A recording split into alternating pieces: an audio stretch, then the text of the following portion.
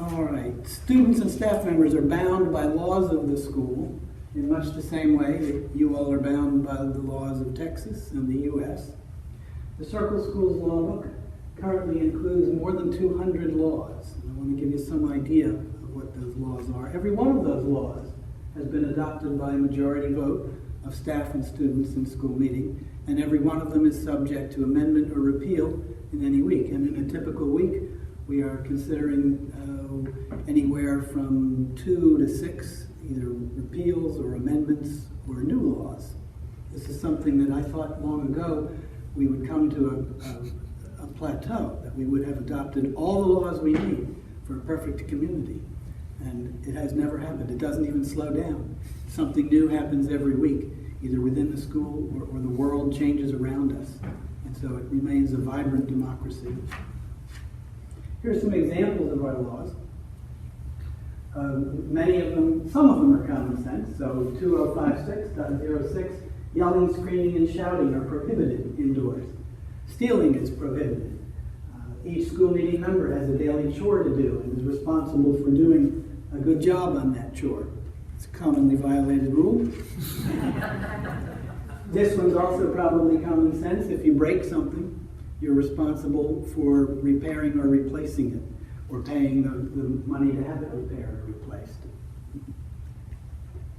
2 rules about delivery food. On any given day, probably half a dozen times, a delivery person shows up from a pizza place or Subs or Chinese or sushi or what have you. Sometimes it's a group order, sometimes it's one person ordering their own lunch.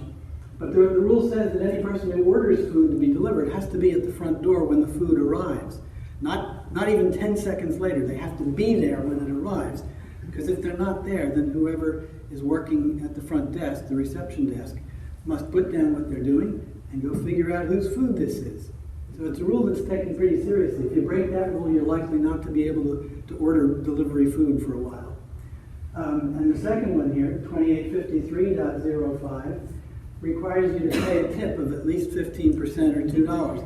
And this rule, like every rule in the law book, has come up not by speculation, but through actual experience.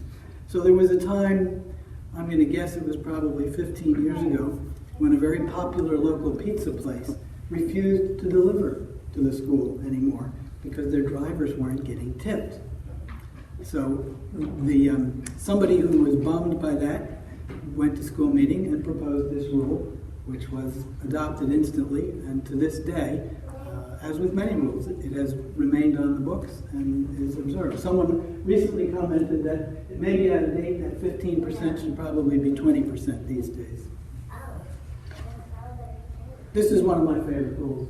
If you make a paper airplane, you have to write your name on it before you fly it. So if it becomes litter, the Judicial Committee can at least find the perpetrator. Unless you've written your friend's name on the airplane, in which case you're going to get in double trouble, probably.